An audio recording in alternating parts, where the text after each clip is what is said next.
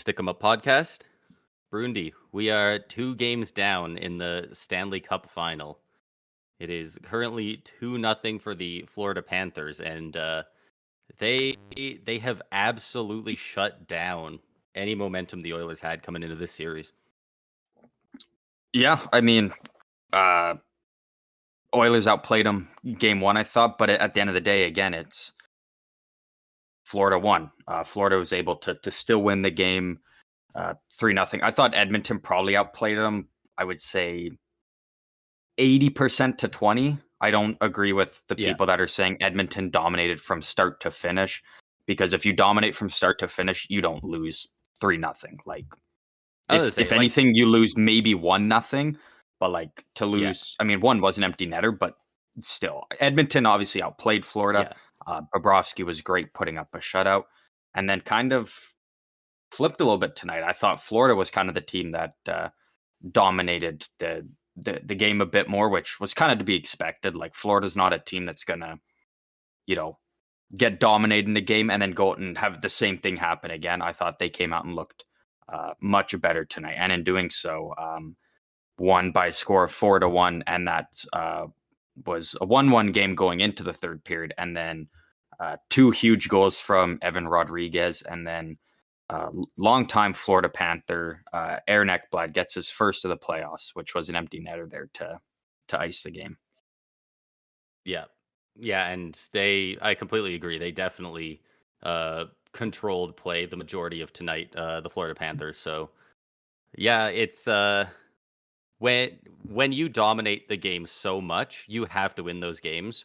That's one of those just kind of intangible things that comes with being a winner in the playoffs, that you just have to be one of those teams that just kind of ends up winning a couple of games here and there that you feel like you don't quite deserve to. And that's exactly what the Panthers did. And there was at least like 3 times in that first game that Edmonton had a mostly empty net at the least and completely missed it. There was the one that Nugent Hopkins wound up and took a massive slap shot, and it went absolutely flying over a completely empty net. Bobrovsky, I don't know, like, if he tried to make a diving save on the other side of the net beforehand, but like, he was barely in the crease on the far side. Mm-hmm. Like he was covering maybe 10% of the net, and Nugent Hopkins just absolutely airballed it. Like, yeah, for not a single one of those to go in is absolutely brutal. Yeah, and that's a big part, is like you got to capitalize on your opportunities. Like tonight, the game-winning goal. I mean, Bouchard got away with a really, really bad play in the second period that gave Florida probably their best opportunity to score that they didn't, I would almost say, maybe aside from Montour having the empty net there in the first and hitting the crossbar. But he got away with it in the second period. It's like, okay, like, we can't be having that. And then later in the third period, Rodriguez is coming around, and I'm thinking like, all right, he's got a perfect opportunity to shoot here.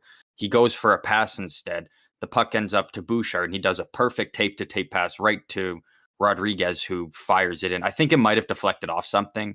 It might have hit the Edmonton forward that was kind of coming across. But again, it's like you can't have that in the Cup final, because Florida's a team that will make you pay on your mistakes. Like, I thought Stuart Skinner played absolutely terrific tonight. I thought he bailed Edmonton out on a lot of mistakes, but one like that, I mean, eventually he's bound to let one in. Like, he's not going to stop every great chance that Florida gets off an Edmonton mistake, and Florida capitalized there, and that obviously goes on to be the game winner there. Yeah, it's looking pretty grim for Edmonton. They do always say, you're not in trouble until you lose on home ice. So, who knows? Maybe they go back to Edmonton and the Oilers take the next 2 and it's a whole new series. But right now, Florida does not look like a team that the Oilers can handle to win 4 out of the next 6 games. Well, that's the thing, right? Is like obviously Edmonton is by no means out of this series. Like, they can easily come back. It's just very tough when you look at it and you're like, man, Edmonton's got to win 4, and the maximum amount of games Florida can win is 1, which is going to be very tough for Edmonton. So probably if Edmonton's gonna win the series, it's gonna have to go 7 now. Yeah. Unless Edmonton goes on an absolute nuclear run here where they win 4 in a row, which again is possible, but it is very tough against this Florida Panthers team and the way they're playing right now. One thing to note though is Barkov did leave the game injured after that elbow from Leon Draisaitl and did not return. Now Florida ended up scoring on that power play and ending Edmonton's incredible penalty kill streak. So I don't know if it's, Barkov wasn't able to return because he is hurt that bad, or if they were just at a point where it's like, all right, it's now 3-1. We've kind of got it on lock here. Just take the rest of the game off, and you've got now until is it Thursday? I believe it is. Yeah, Thursday to kind of regroup and be ready for game 3. So I'm assuming that's what it is. I think that's how it see. came off to me. I mean, it's hockey, right? So watching all the replays, you don't get to feel how fast it's going in full time, and elbows can do a lot of damage. But to me, it didn't look like it caught him that full on. The way he was holding his face, it almost screamed to me like his visor really cut in on him or something like that. But I don't think I saw any blood either. So no, because there was no blood. I think that they were probably giving him a concussion check just because it's a hit to the head, and as soon as they score that power play goal, especially with a 3-day break coming up, like unless it gets pushed to overtime, I don't think you bring a Barkov back in. Yeah. So at that point you just say rest up and be ready to go for game 3.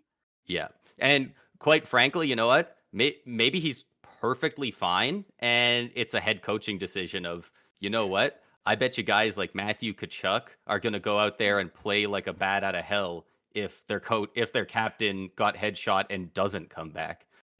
Maybe I could easily see it being a fire the boys up tactic as well.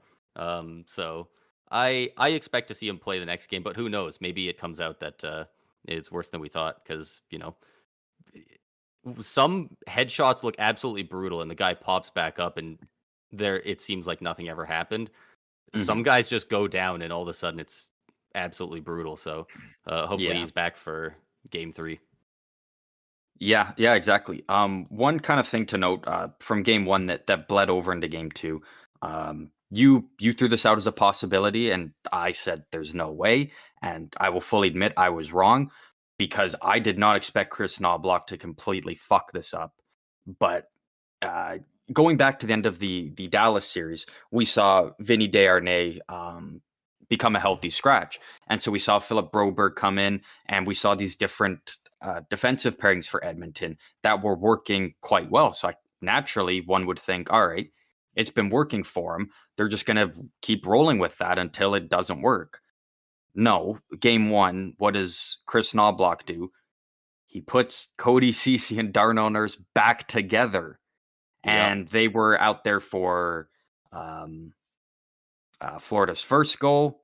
And then they both completely fucking just were in no man's land on the second goal there. And like they just looked awful. And then so now tonight, Cody Ceci actually was a healthy scratch. And we did see Desharnais come back in to replace him. As I thought Philip Broberg has looked absolutely fantastic since coming back in. But like I was wrong because I really didn't think they were going to pull out a Ceci for a Desharnais. I thought it probably would have been a Broberg. And I just still can't believe that Knobloch went back to putting those two together for game 1 after seeing countless times over and over that pairing just it doesn't work. They do not work well together. When one fucks up because they usually one of them is doing something wrong, and then the other one just scrambles and gets out of position before you know it, they're both just swinging their stick around and they're like a chicken with their head cut off. It was so I thought that was a really bad move. And then tonight obviously Ceci doesn't play, and then Darnell Nurse takes it wasn't even a vicious hit. It was kind of a hard hit. I think it was just an awkward hit. Something didn't feel right for Nurse, and then he really didn't play much after that, which also, kind of, depending on what side you're looking at, maybe it helped Edmonton, maybe it hurt him, but Darnell Nurse then didn't play a whole lot tonight, so they didn't have Cece or Nurse out there really at any point. Do you know what Darnell Nurse's stat line looked like tonight? Do you happen to know if he was a plus or a minus? I think it was just a whole bunch of zeros because he really didn't play. Yeah, he had one block in that, and that was it. Okay. Played 4 minutes and 20 seconds. Yeah. Watching him in that first game, there was a couple times where he was the first or second guy into the zone for Edmonton, and I was thinking, like, if he's so bad at defense, like, maybe not the Cup final is the time to do it, but, like, they should try this guy on the wing. They should try moving him off of defense, like, if he's that much of a liability, because he is currently going for a league record. Lowest plus minus ever in a postseason. The record was set in 1983 by Sam Reinhart's dad, Paul Reinhart, with minus 16. And now he's trying to score as much as he can on Darnell Nurse, who is currently at a minus 15, only one higher, to try and make Darnell Nurse take that record over from his dad. So that would actually be really funny. And I got to imagine that's got to bring up some great chirps if Sam Reinhart is at all aware of this. Yeah. Yeah, you know what? I heard about that. I didn't actually know that it was Reinhardt's dad who was the record holder there. Yeah. Yeah, he I didn't even know Sam Reinhardt's dad played in league, but until I saw this stat, and then we looked him up, and Paul Reinhart minus 16. So we'll see if Nurse gets scored on at 5-on-5 out there 2 more times and breaks the record. Yeah, well, I'm curious to find out what's going on with Barkov first of all, but then also Nurse, because he really didn't play much since taking that hit. Yeah, and you know what? Like we're saying, he's a minus 15 over these playoffs. If he's not playing well, like he was already put down to the third D line, if he's even just a bit shaken up, I bet it's relatively easy to just pull him out of the lineup, especially with other guys who are playing well. Like you said, Broberg and Bouchard's had a couple blunders, but overall he's still been pretty damn solid for them. So it's probably not too hard for Knobloch to be like, you know what, let's get Nurse out of here. I mean, yeah, but then at the same time, Nurse hasn't been great, but he is still a guy that can eat up minutes. If he's not playing, I mean, you can't, like, I know tonight, Bouchard ended up playing 30 minutes and 40 seconds, and Ekholm played just under 25 minutes. I don't think you can't keep doing that throughout this entire series, especially with Florida's forecheck and all the hitting and whatnot. Like, you need to be able to at least somewhat manage the ice time a bit more for your top guys. Obviously, Bouchard's is a little bit higher because Edmonton did have a lot of power plays, and their top guys usually kind of stay out the entire time. Mm-hmm. But like, if you're basically rolling Bouchard, Ekholm, and then what's your second pair now? Are you going to be like, hey, Desharnais and Broberg, you guys now got to go out there and log, 18, 19, 20 minutes, and then Cece and Kulak, you guys still got to do your, 15. Like, it. Again, it depends what way you look at it. Like, it's Nurse not a great hasn't been setup. great, but it hurts them still more having him out of the lineup. Yeah, but if he really thought that was best for his team, I do think it could be pulled off. I think, if you're I don't think that's sustainable for an entire playoffs, but if you start doing it in the finals, I think you can probably get away with it with just enough games, especially considering they've got all these weird 3-day, 2-day breaks in between some of the games to try and spread out the finals. So they get a little bit of extra rest, but so I do think it could work, but especially since guys like Bouchard and Ekholm, aren't too old, especially Bouchard, they're still pretty young, so they can kind of eat up a bit more minutes than maybe an older guy, Despite Drew Doughty putting up 31 minutes average time on ice. Yeah, I mean they can, but again, I think that's kind of why you were seeing some of the misplays from Bouchard tonight, is because like he was just out there over and over again. When you're constantly getting hit, eventually you're just tired of it. Like, you're tired of having the puck dumped in, and you're making a play, and then you're just getting hammered. Edmonton can do it, but I don't think it's beneficial to them. Like, they can do it, but I don't think it sways it in their favor more by having Bouchard and Ekholm log extra minutes to the point where they're well, maybe not Ekholm, because I think Ekholm's actually been very solid, but the Yeah. Bouchard ones are. I guess it's just I'm just staring at this minus 15 on my screen here, and people can say he can eat up minutes all he wants. They're not effective minutes if he's a defenseman getting scored on all the time. I mean, I'm not a big Nurse supporter, but like He's not a guy that should be a healthy a scratch. lot of it is from playing with CC. Like Yeah. when Nurse was playing with other guys, like, yeah, he wasn't great. He wasn't a lead or anything, but he was at least serviceable. But it's when he was with CC is when it really. And then if Nurse isn't playing, CC's the guy that comes right back in, and then you're having to, put another guy with CC and try and make magic work there. So, I'm very curious to see how this goes. Also, very curious to see what happens with Warren Fogle. With his game misconduct tonight. I don't think I'd be shocked if we see a suspension here. I really don't think we should. Probably, especially because it should not be taken into account, but it's the NHL. It will be. Their team's down 2-0 in the Stanley Cup Finals. So normally that shouldn't matter, but I imagine it does to the guys who make that decision. I think it does. I think it matters. It was not like hyper vicious. Luosterainen luckily came back to the game later, so he wasn't he wasn't taken out for an extended time. He's not got a busted up leg, or at least that we know of. You like to assume. It didn't look intentional. It didn't look accidental either. Mm-hmm. It's a hard one to call. The one thing I will say, because I've seen lots of Oilers fans online complain about, because Fogle did get the game misconduct for this, and we did see kind of a lot. On both sides, we saw quite a few tripping penalties called tonight for those those legs colliding there. This one was by far this one was different than the rest.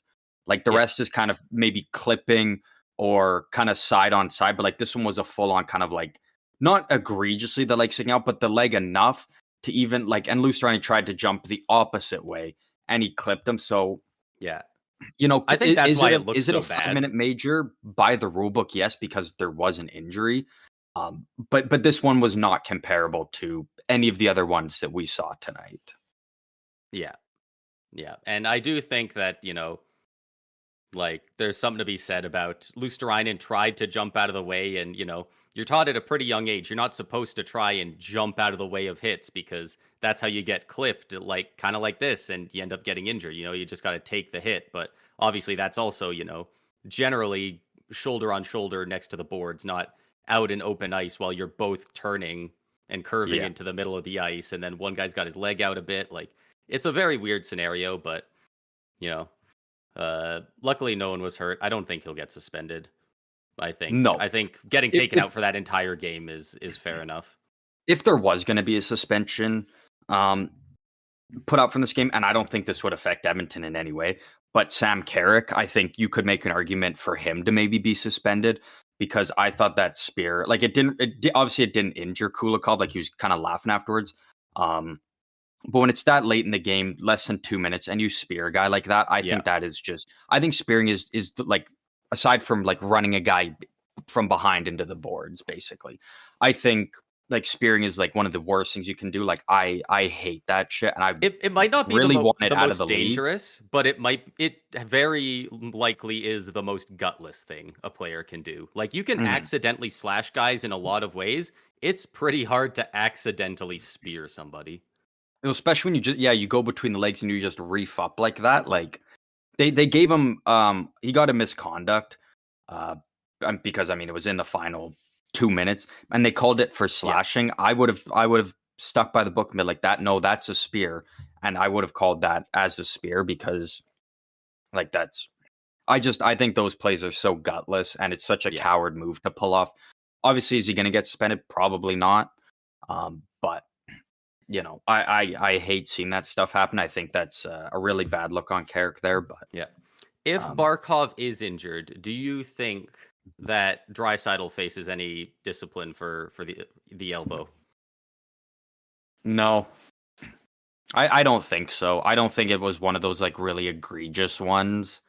Yeah. Um, His elbow didn't like it was out, but it didn't really come up as much. It like it's just not kind like a of Truba. Like if Truba didn't get yeah. suspended for his, Draisaitl's not getting suspended Yeah, for that's his. true. That's very true. Is And it kind of an easy way to sum that up? yeah, absolutely. Um yeah, I what was it? I had something else here about the Oilers blue line. Oh, do you think there's a chance that they split up Ekholm and Bouchard? Do you think maybe putting, you know, Bouchard and whoever you think fits best on the first line, and then you go Darnell Nurse and Matthias Ekholm and try and have that be a, and then you majority roll your top four and then kind of fill in the cracks with the fourth So line? I kind of thought of that. I thought that could be an option to kind of spread out their because their defense is very top heavy with that top pair. Like it's a really great top pair. Yeah. And then the rest obviously isn't as strong. But I think if you like, I think you could take Ekholm and you could put him in anywhere, and he's fine because he plays his game He's the so same solid regardless. two-way. But I think it really would affect Bouchard not having Ekholm with him Hmm. because it allows Bouchard to kind of get up in the offense a bit more, take some chances to kind of create some offense because he knows he's got Ekholm back there who will bail him out. Yeah. Whereas I don't think he's going to do that because I don't know if he'll trust Philip Broberg to you know be able to cover back for him if he gets burned or a Nurse or a Desharnais. So I don't think so because again I don't think it helps as much. Like Yeah. it makes their defense look deeper in the sense, but I Yeah. really don't think it helps. Again, Ekholm, I think you can put him anywhere, but I Yeah. think it hurts Yeah, I don't have a Bouchard worry taking about Ekholm him. It's away from more him. does would I'm wondering if yeah, does Ekholm help Nurse enough to offset how much production Bouchard might lose from Yeah, that and I front? don't think so. I think you got to keep those two together. I mean, at this point, like they've played together the entire season. Yeah. I like it. I can't see them splitting Yeah. them up If now. there's ever a time to make a shakeup, it's now, but at the same time, that's the one D pair that's really working out for you, so I definitely get it. They're more likely to just throw Dryside up on the top line with McDavid and Hyman than Hmm. split up Ekholm and Bouchard. I think. Yeah. Do you think they do that going into game 3? You think Dry moves up? Again, it's One such a goal in 2 games. Like yeah. that's Well, and bad. and they've Your had whole thing's offense. they've had their opportunities on the power play as well. Florida's penalty killed, much like Edmonton's, has looked just terrific so far in this series. They look good And out there. I don't know how they've only scored 1. Like, Bobrovsky's yeah, played well, but he hasn't robbed them to the point where it should be no goals and then 1 goal. Like, I feel like they should have, especially like, because he let 5 in in this series. Edmonton's one goal tonight at home was a muffin let in. Like Bobrovsky Yeah, that should was save I that thought they 10 were out of gonna 10 put up, like, times. 5 or 6 tonight. I thought they were gonna put up a bunch of goals. As soon as that first shot, he was, like, just completely clean, and it hit him and just went in anyway. I thought that was gonna rattle Bobrovsky, and I thought that was gonna gas up the Oilers. I thought the Oilers were gonna at least drop 4 on him and Yeah, I think if shut the door the rest of the way. Barkov's yeah, I think if Barkov, I'm assuming Barkov's gonna play. If Barkov doesn't, then I say probably because then you can just Mhm. load up that top line and Yeah. go. But if Barkov's Load up playing, the you put top line when Draisaitl nobody's there, there. then Barkov's got one job when he's out there, and it's that top line. There's Yeah. not two lines that they kind of have to worry about. So Yeah. That was the probably line not. that, Like was on for the goal against as well. yeah, I think if Barkov's line. anything, um I think McDavid and Drysdale will still be on different lines, but they'll probably every now and then like rotate it, and Nuge has to sit for a shift or go with the second line, and you throw Drysdale out with McDavid and Hyman a bit more to try and capitalize Yeah. on some offense a bit more. Switching it up constantly also makes it harder for Paul Maurice to line match you. So I Yeah, definitely agree with that. yeah. So I'm curious to see how I think Florida's. I mean, as long as everybody on Florida is healthy and okay to play. I think obviously Florida's lines are going to stay the same, but I mean, every time Edmonton loses so far in the playoffs, it feels like we're seeing guys come in the lineup, guys come out of the lineup, guys moved around. So I'm curious Florida, to see what they do with. this whole playoff run, It's been the same guys. For the most part. A couple guys have got injured, but like no, has anybody played bad enough that they've taken them out of the lineup? Exactly, right. Like the only guys who have been kept out of the lineup were guys who got injured, and then the replacements were so damn good they couldn't afford to take them back out. Like that's the problems that a cup champion team has, not who's good enough to crack our roster. So it feels like the writing's on the wall for Edmonton, but there's still a lot of hockey to be played left. There's still a lot. One thing, game 3 kind of decides the cup though. Like yeah. Like it doesn't decide if Edmonton wins it, but if they go down 3-0, I don't see Edmonton dropping 4 straight. Yeah, but and none of that. I don't see Florida losing 4 straight. Like Edmonton winning 4 straight. That sounds like, oh yeah, okay, but then it's like Florida has to lose 4 straight, and then you're like, oh shit. Well, yeah. I'm very curious to see the atmosphere in Edmonton in their barn for Game 3. I think that's going to be a terrific atmosphere. One thing I do want to say with Florida though is how different they look from being in the Cup final last year against Vegas. Obviously, different circumstances. Florida was kind of coming in as the underdog. They were a lot more beat up, I think, than Vegas was. But just watching them, they're still playing their Florida way of physical, hard hockey, kind of getting in your face, stirring shit up. But they're picking their battles. Like you're not seeing, like we saw Tkachuk last year. I think it was actually in Game 2 against Vegas, where middle of the game he's getting a 10-minute misconduct and he has to sit there for 10 minutes. Yeah. And now we're seeing him where he's getting in there, but he's not doing that stupid stuff or yapping at the ref to warrant getting a 10-minute misconduct. Same with other guys like Bennett, even Ekblad, who kind of likes to mix up for a bit. I mean, we saw him make Bouchard tap out tonight, which I think is a first. I don't think I've ever seen that happen before. But I like what I'm seeing from Florida. Like they're still playing their game, but they've learned from last year, and that experience is huge for them because they're not getting into that stuff that I think. I mean, I don't think they had a hope in hell of win against Vegas last year, but they've learned from what their mistakes were that cost them in certain areas. So they're doing what they can to avoid that, which I think is really huge for them. Absolutely. That's pretty much all I got to talk about for as far as the finals go. Yeah. I don't believe I got anything else. I think that's kind of everything. It's Florida.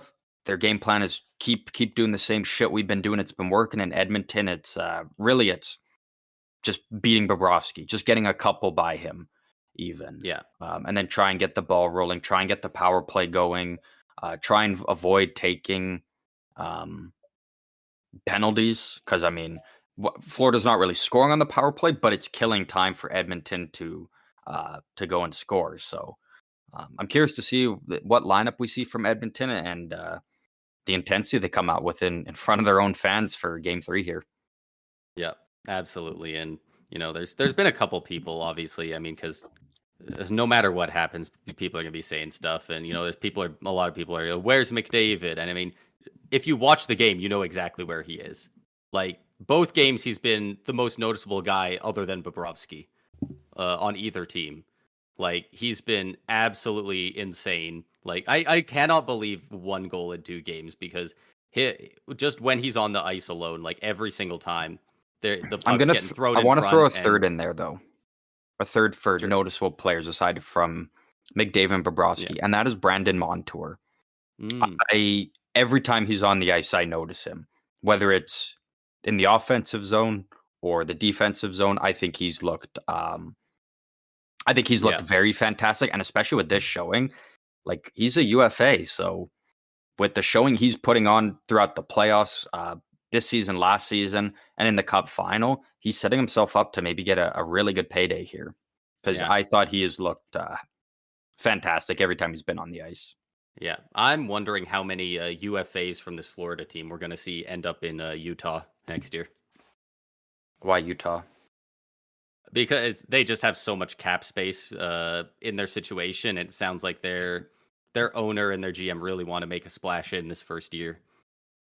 I don't know, because you do also have to look at the part of that they do Well, not only do they have the 6th overall pick, I think it is, which they're going to get a very good player there, but they also have a lot of already young guys that have established themselves in the lineup and a lot of young good prospects coming up.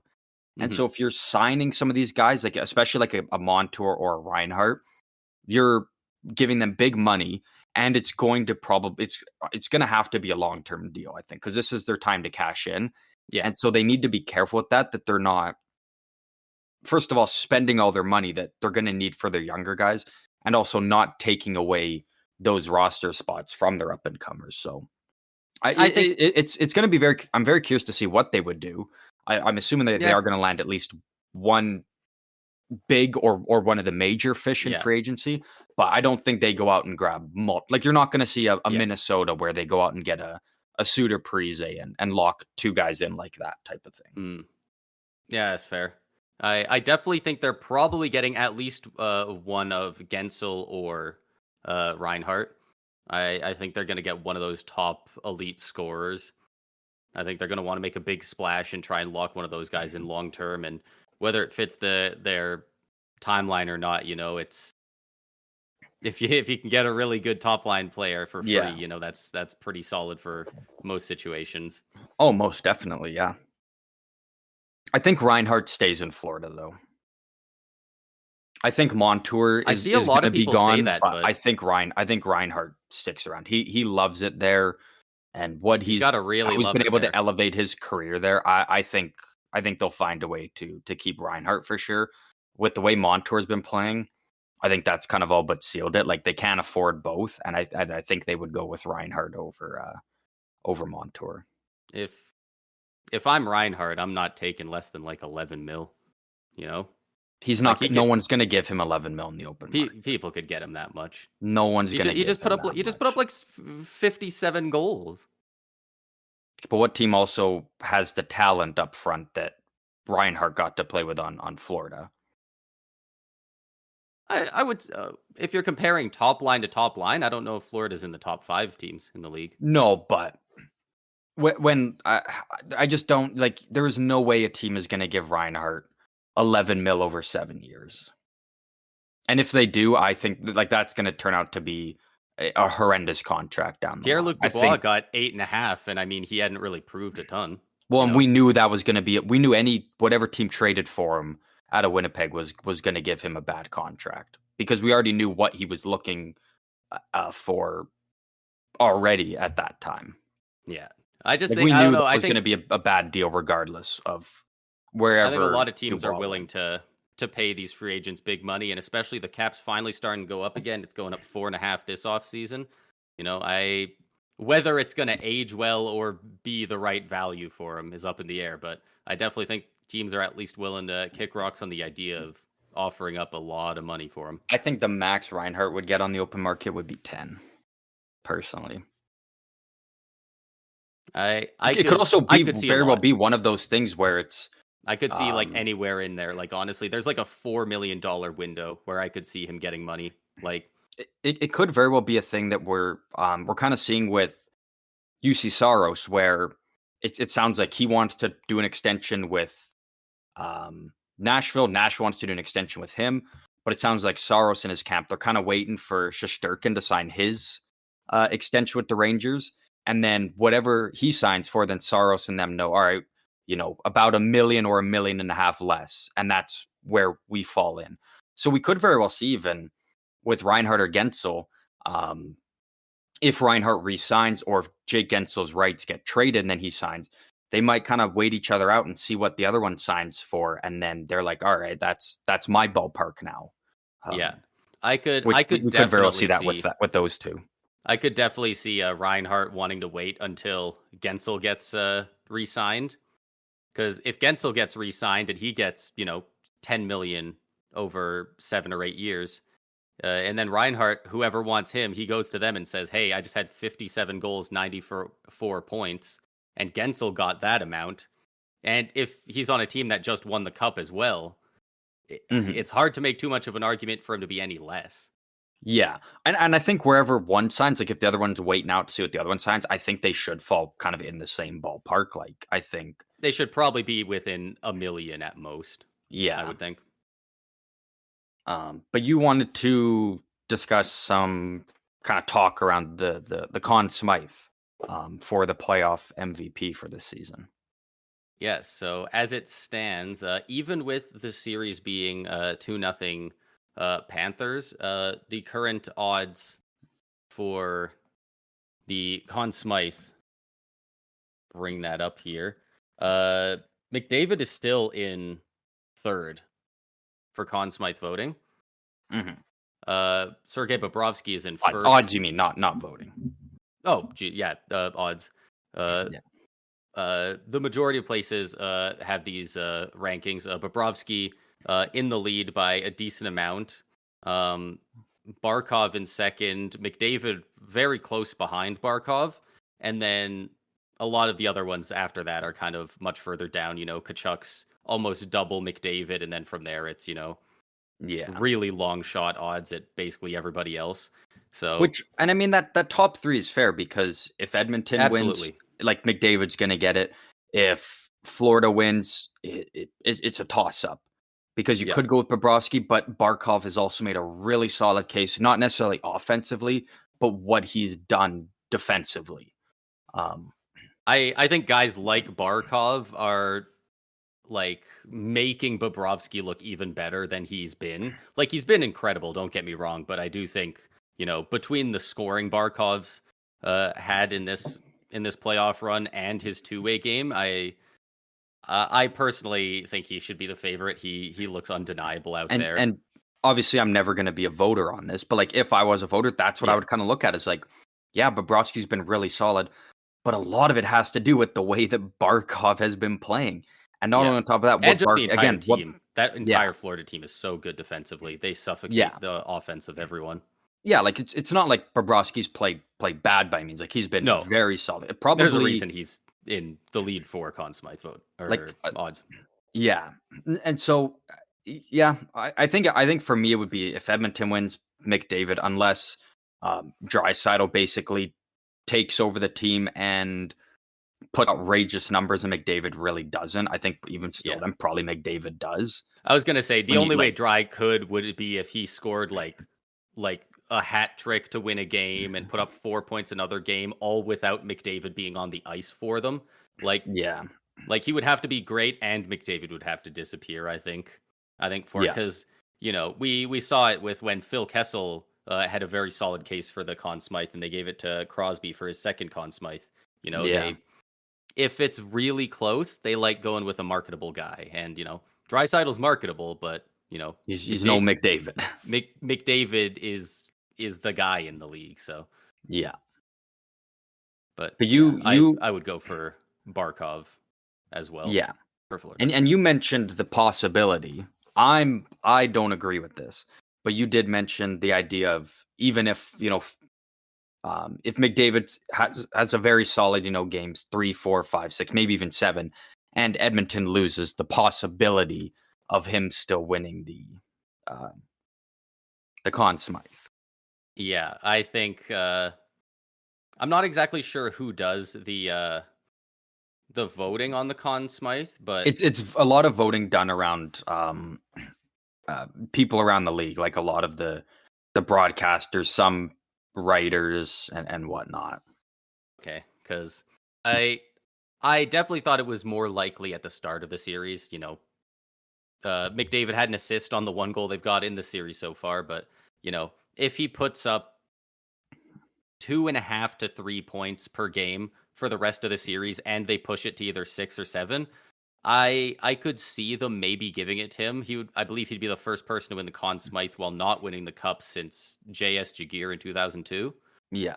But even then, though, McDavid would have to do that years without Draisaitl getting like anything. Because I think if you're going to win the Con Smythe on the losing team, just kind of like Jagier, you need to be like the guy that I think he is that led your team there. Like even if Draisaitl scores on the power play half the time when McDavid gets a point, if you're watching the plays, McDavid's the one that so often makes it all happen. Like I'm not saying Draisaitl's like just riding his coattails or anything, but like McDavid really obviously drives the line, and There's a reason that Bouchard and Draisaitl have absolutely insane numbers in the playoffs this year as well, because they're out there with McDavid. So I think if he puts up those numbers, even if those two also factor in on them, as long as he's still that guy being the motor and the reason that they're happening, I think he'd still at least have a shot. I don't know if the still league just I cares to can't do it at this point. I can't see it, and I also think that McDavid might honestly see that as kind of a slap in the face. Like if he's getting the Con Smythe, he wants the cup with it. He doesn't want to just have the Con Smythe. But to go back to J.S. Jaguar, so when he won the Con Smythe with the Ducks, losing to the New Jersey Devils, did they go to played Game 20, 7? Yeah, I believe they did.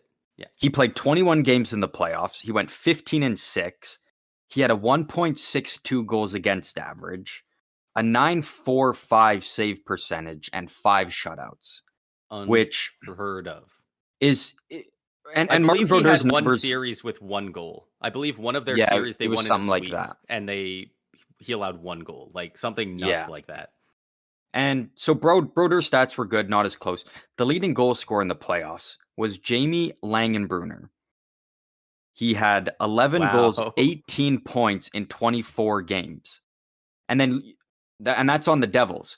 You go to the Ducks, they played 21 games. Their top 21? Point scorers were Adam Oates and Peter Sikora. 13 points. They each had 4 goals. Yikes. The most goals on that Ducks team was 7 goals. Like, it was Jaguar carried that team basically. Yeah. 100%. All the way through. And he almost single-handedly basically won him a cup, which is like, it makes so much sense why he got it. Absolutely. And I'm looking over, I'm like, Edmonton still would have done damage even without McDavid. McDavid's a big part of the reason why they're in the finals.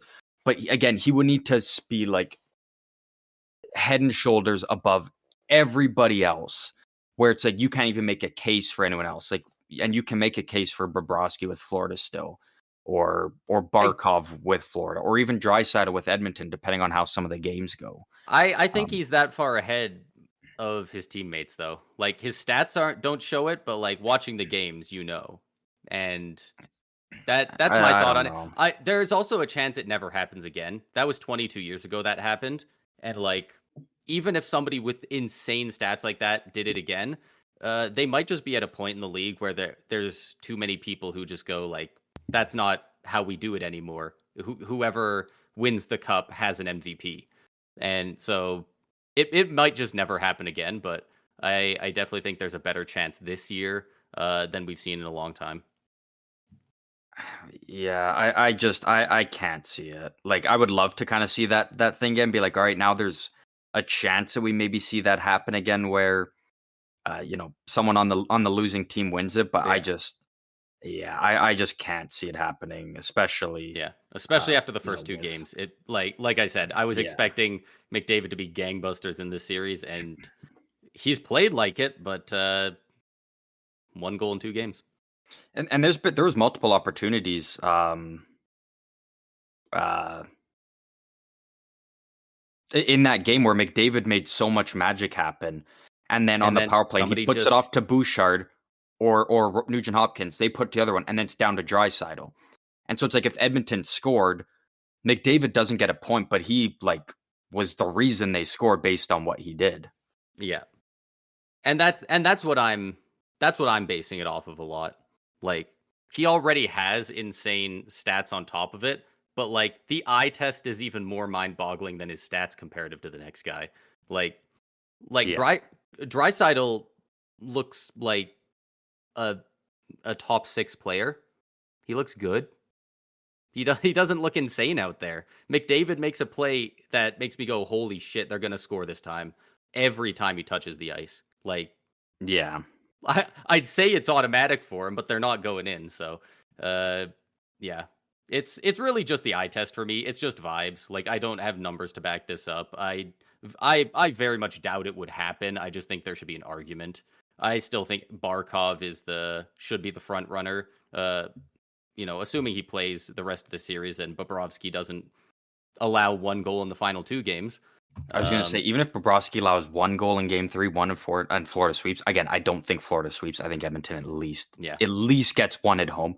But like Bobrovsky's also there is a chance. I do think Barkov's the front runner, but Bobrovsky does have a solid chance if he maintains this level of play. By the numbers, by the betting odds, Bobrovsky is the front runner, and I mean, yeah, unless they get blown out a couple games, and a lot of them are Bobrovsky's fault, he probably wins it.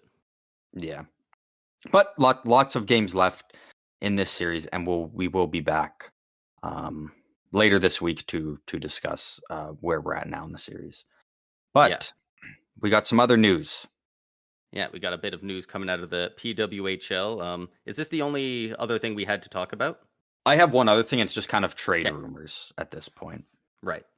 For those of you who didn't hear, I believe we covered this a week or two ago, but PWHL Minnesota won the inaugural season of the PWHL as a league. They won the Walter Cup, which is their Stanley Cup in that league, as being the league champion. PWHL Minnesota fired their GM, who is 1 for 1 for winning them the cup in that league, Natalie Darwitz. This is all allegedly. It's really going around, but so many people involved are being very quiet about it, so it's really hard to say much. But the rumor going around is that her being fired because they won was influenced by team head coach Ken Klee, as well as captain Kendall Coyne Schofield. Again, this is unconfirmed, but the league itself is actually taking a bit of a hit for this over the past 1 or 2 days because generally, at least in the NHL, and that's just kind of where everyone, if the NHL does it, that's what a lot of people feel like hockey should be doing. But in the NHL, the general manager chooses their head coach. You see it so often. The new GM gets brought in, and immediately the old coach is out in the offseason. They bring in their guy because everyone's got their guy, right? Natalie Darwitz did not bring in her coach, though. She was hired as the GM, and then the league hired a head coach for her, that being Klee.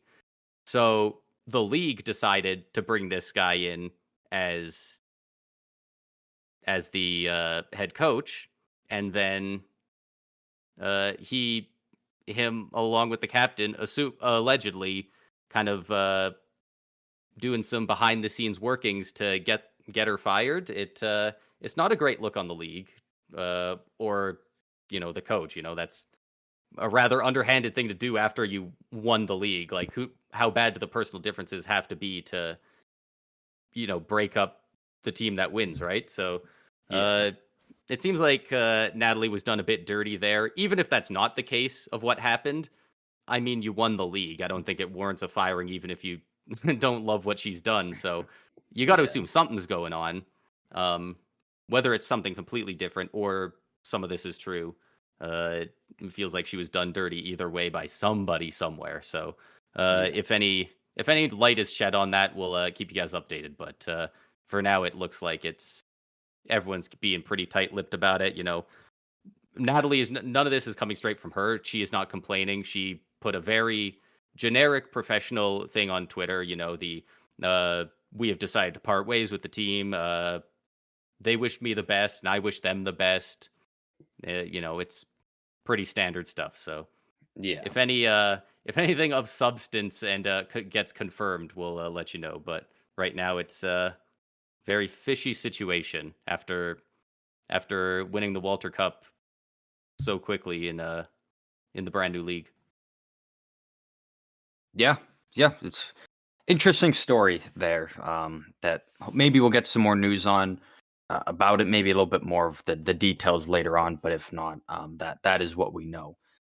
Shifting back over to the NHL, not playoff teams, but non-playoff teams. We do kind of have some not trades, but trade rumors that are out there. So just kind of go through these quickly, as there's no strong substance to any of these and what's going to happen.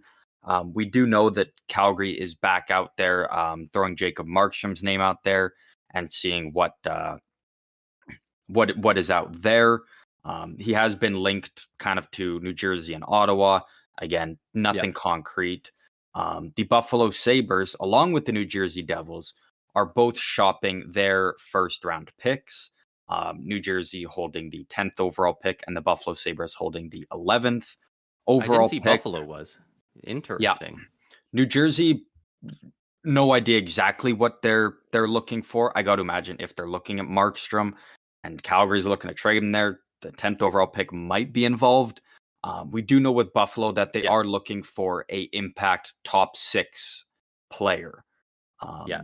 So again, could be multiple different teams. Lots of teams have top 6 guys that are available. So Buffalo's, I'm assuming, is sniffing around trying to see who's out there and which guy they like the most, and if they feel it's worth giving up their pick for that. And then the Carolina Hurricanes, we know that Marty Nate just kind of wants out of there now. He wants to go somewhere where he can have a bigger role with the team and kind of be more of a top guy for them rather than kind of being a secondary guy. And with Carolina, the sound is that they want to get a player similar to Marty Natchez' status. So kind of a young, kind of top forward there. They don't want to just settle for picks and prospects. So, and I don't really know of that many teams out there that are looking to move a guy that's kind of on that level of Natchez. Like, you could argue maybe Winnipeg with Nikolai Ehlers, or there aren't that Anaheim. many that are allowed. Yeah, I can really only think Ehlers with Winnipeg and Zegras with Anaheim are kind of the only two that I've heard their names have also been out there that kind of can maybe fit the kind of that Natchez kind of thing that Carolina would be looking for. So curious to see how that plays out, but that's kind of all of the rumors that we have for trades right now. Obviously, I doubt anything will happen within the next week or two. A lot of these will probably be either coming up towards the day of the draft or potentially even on draft day. Yeah, there's a reason that the Flames backed out at the deadline, and then it hasn't happened yet, right? One thing also including the Flames that came up was that I believe it was leaked by Elliot Friedman that the Flames asking price towards the Senators for Markstrom was that they wanted the Senators' first round pick as well as a high end prospect. There's no way Ottawa does that unless Ottawa can dump Korpisalo off. I was going to say, I could possibly see that if Korpisalo's attached. Otherwise, I doubt it. A lot of people are also speculating if, is that why they're asking this of the Sens to take Korpisalo? Because surely they're not asking, because the report was that it was specifically the Senators were like asked that, right? So are they asking the Devils, hey, we want your 10th overall pick and a high prospect as well? Or is it just the Senators because they know they'd be taking back a goalie with a bad contract? So yeah, I can't imagine they're asking that from the Devils. Ottawa, with Ottawa, because Ottawa's got a higher pick. Like, Ottawa's picking 7, or 8, one of the two.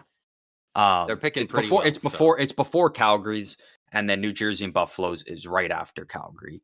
But yeah, if Calgary's doing it, if they're asking for something like that from Ottawa, I think Korpisalo has to be involved, because they are not going to bring in Markstrom on his deal and then also have Korpisalo sitting there with his deal.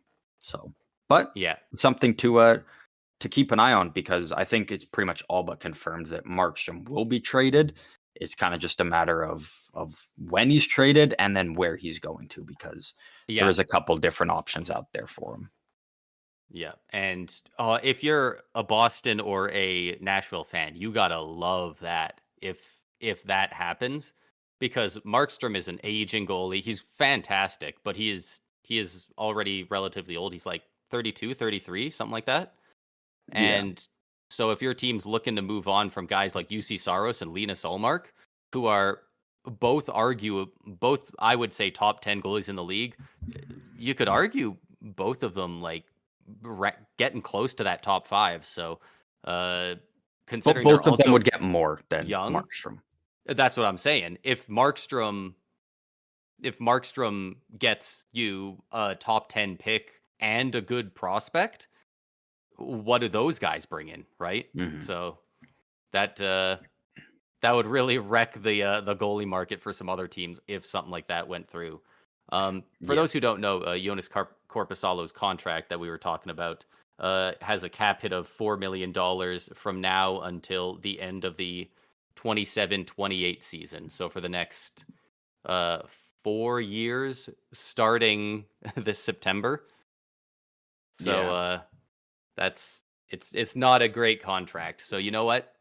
If they are looking to compete as much as they seem to say they are, the asking price doesn't seem insane. Markstrom Mhm. is a really good goalie, and that's a bad contract you'd be unloading. So Yeah.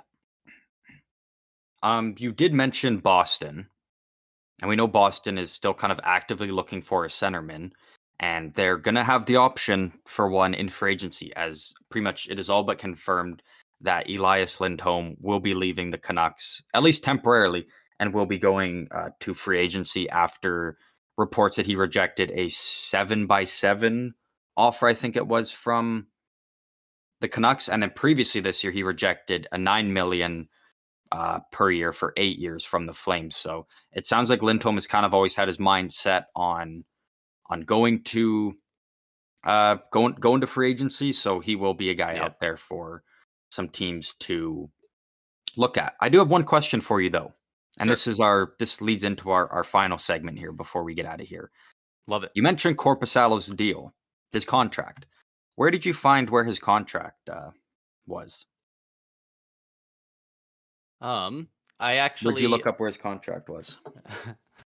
so I googled him, and actually, Cap Friendly was the second option. I actually clicked on Spotrac, whatever that is.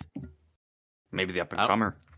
maybe it almost looked like it's like they paid to be advertised at the top, and then Cap Friendly is the first actual thing.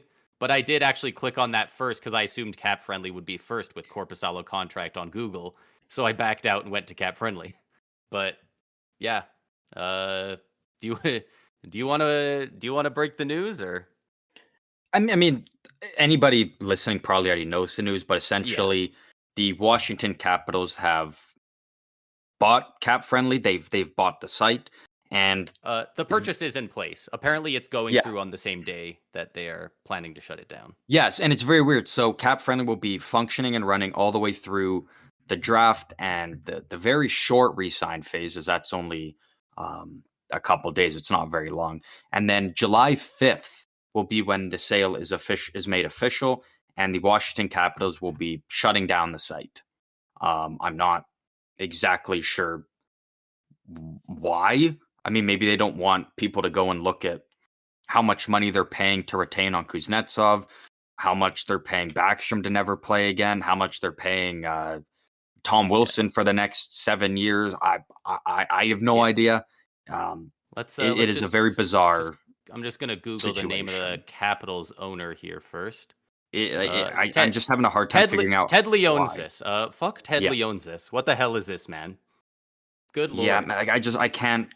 I'm just trying to wrap my brain around why.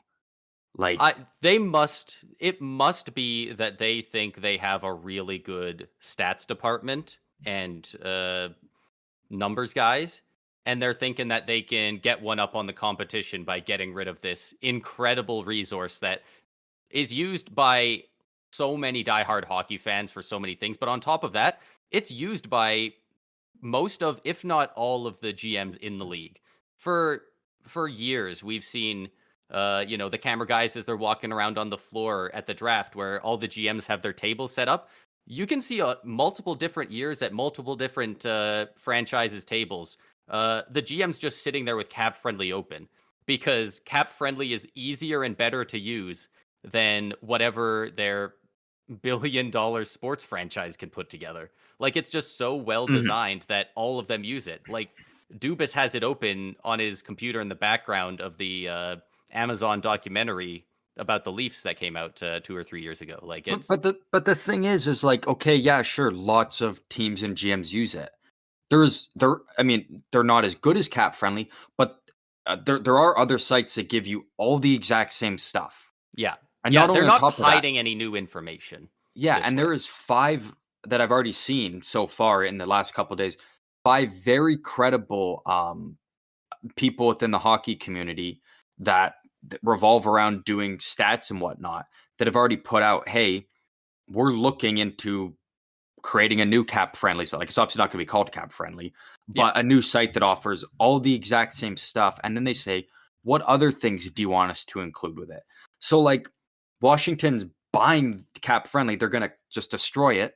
And then there's going to be so many others that are yeah, out there that teams are just going to go and use that instead. yeah. So,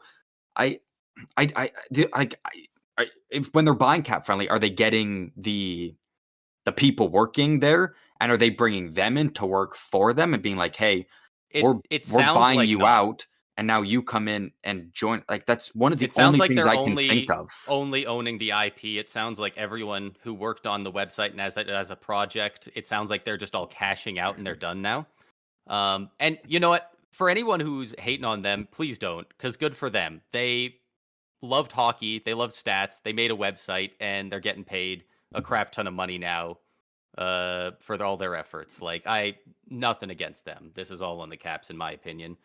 Um, but yeah, there's a reason that everyone uses Cap Friendly and not all the other websites that already offer very similar information, like Spot Track and like Puckpedia. Puckpedia being one of the big ones that a lot of people seem to want to think everyone's going to start using. It's because Cap Friendly was just designed so well. There's a reason everyone uses it. It's so easy and well laid out that that's why all the GMs who are probably bad with technology, because a lot of them are old, like it's so easy to use. Anyone who's never been on the website can figure out how it works in an instant. But a lot of these other ones, they're not well laid out. They're not. You can't sort by lines. It's just a bunch of names, and the numbers are kind of in weird spots. And if they have things like trade trackers, it's a bit harder to read. Like, it's literally just ease of use is what makes Mhm. Cap Friendly stand out. And And one thing to note with cap what a friendly lame thing is to get rid of. Like, yeah. So the cap friendly was created and run by co-partners Jamie Davis and Dominic Zrim. Dominic Zrim is um, he's now working with the San Jose Sharks. They hired him last year to be their kind of director of salary cap management. yeah. So, like, he's already got a job. He's already off working with another NHL team. So I wouldn't be shocked if maybe Washington's plan is to then bring in the other guy and be like, "Hey, come do that for us now," or something. And we're What's the other guy's name? Sorry. Jamie Davis. It doesn't sound like he's. I I Googled want him. It doesn't sound like he's doing anything with any NHL teams as of now. I just want to make sure, because I'm pretty sure one of the guys who made the website is working for Vegas. And so if one Oh, went okay. to the Sharks, I think the other one would be working for Vegas then. Yeah, I've only heard of Wow. the one. I googled Jamie Davis and I'm just getting a ocean of obituaries. It's not a good time to be Jamie Davis. Yeah, I wasn't able to find anything on him, but I did remember last offseason that the Sharks did bring in the one guy to kind of run their salary cap situation for them, which, um, but yeah, Washington, you suck for doing that. Really don't see a reason why you're doing it. You're kind of just pissing money away, but Yeah, we it's clearly gonna know be you have no problem pissing money away because you signed Tom Wilson to that egregious contract. So yeah, it's it's not the pissing first money time, won't be away the on their last. part. It's fucking over some other people in the league, which, quite frankly, I think the league has a case to step in and completely stop this. Because it's borderlining on tampering. Like, it's not like Cap Friendly isn't an NHL entity, but like, to buy it just to shut it down does feel like, I don't think so because there's so many other sites out there and so many other ones that are going to be created. Like, the but only way it but would this is but stop this is is the if one everyone uses. enough Like, people complain. Like, if the public complain enough and there's enough backlash and yeah, whatnot, then maybe. But that's the only way. Like, the league would yeah, not step in for yeah, something like this. yeah. And if they did, I mean, I would love that. Yeah, But yeah, I'm saying they should. I don't know if they would. I don't know if they've ever done yeah, anything like that. I don't know if anything like this has really happened in the league. This is so out there. Um, yeah, it's pretty but wild. yeah, like, it does feel a bit like tampering. Like, and they're not even going to gain anything from it. They are just dissolving everything. They're not turning it private. So, like they're just doing it to be shit disturbers. Massive L out of Washington. Yeah, it's not a good look for them.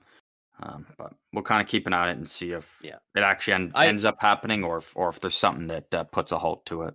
Yeah, hopefully, even if it just the team decides, because like we said, the sale goes through the same day that they're planning to dissolve it. So maybe they back out of the deal and decide, you know what, we don't want to be the bad guys of the league, because a lot of people are pretty pissed. Yeah. Yeah, it just seems so needless, They're not.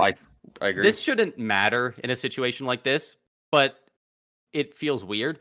They're not exactly competing right now, They're not competing for a cup. Like, they literally made the playoffs this year, but like they're in the point we've talked about. It's ride into the sunset with Ovi, let him break Gretzky's record, and then you've got to rebuild. Yeah, and they've already got a couple young right. guys, so like it's not horrendous, but like things aren't looking great for them for the next 3-4 seasons. So what are you trying to get a leg up on people by doing this? Like, you think you're going to screw people over with cap so that you can get a win? Like, people are going to find a way, I don't know. Not a ton more to say on it. Just it's rough for hockey fans. Like, it does affect other teams, but it really feels like it's just going to affect the random hockey fans who want to spend their spare time doing mock trades on Cap Friendly and looking at shit like that. So yeah, really, more than anything, it is kind of the fans that are taking the brunt of it. But we'll keep an eye on the whole situation and see if it actually ends up happening, or if it doesn't. Because it kind of feels like it's one of those things where it's like last year, it was literally July 1st, the start of free agency, when Twitter put out the thing of you can only view like 750 tweets or something it was in one day, unless you're subscribed to their new thing. And so then a lot of people on free agency day weren't able to use Twitter as a resource, because within the first half an hour of free agency, they hit their cap, and then they weren't able to view anymore. So at least it's not happening on July 1st. Like, if it's going to happen, it will be after free agency's kind of started. But nonetheless, hopefully the site finds a way to stay up and running. But it's so bizarre. They even specifically said we're not shutting it down until July 5th because we want teams to be able to use it for free agency. So it's good. Why the fuck are you getting rid of it? It's like you're not even involved. So bizarre. Like if they started it and it was costing them money or something, at least I could see that. But like, they're not involved with it at all, and then they're going out of their way. Yeah, just a very bizarre situation. Their owner might have just woken up pissed one day. Like, it's hard to imagine a boardroom of people made this decision. This feels very like Vince McMahon-esque, of like some rich guy got pissed at something. Yeah, and just decided to make a move. Yeah. But that wraps up everything we got for today here. If you want to talk with us about where the Stanley Cup Final is at, where you think the series may be going, let us know also who you think, who's your favorite to win the Con Smyth, as well as if you want to talk about the Cap Friendly situation. We have been active over on Twitter talking about that. And if you want to join in on any of those conversations with us, you can follow us on any of our socials. We are on Instagram, TikTok, and Twitter at SEU Hockey. Come say hi, come throw us a follow, come talk hockey with us, because we have been very active on there, and we have been talking with a lot of you guys on there. I think that wraps up everything. Yeah, that's pretty much it. Yeah, we've been a lot more active on the socials, and it's been a lot of fun getting to interact with some people. Our TikTok especially has been doing really well as of late. We've been getting a lot of comments on stuff. It's been a rave over there, man. Yeah, especially when I didn't realize that I wasn't just posting a picture. I accidentally put audio on it. That was kind of cursed. Man, great audio though. If you want to know what that audio is, go check it out, because it is. I laughed so hard. Because you texted me about it the next day, and then I reviewed it. Because like I looked at it like 3 times after I posted it, and I swore I didn't put any audio on it, and then all of a sudden it was there. Yeah, that's how they get you. Yeah. That's how they Incredibly get you. tech savvy. But once again, thank you to everybody for listening. We hope you guys are enjoying the Stanley Cup final, and we will see you guys later this week.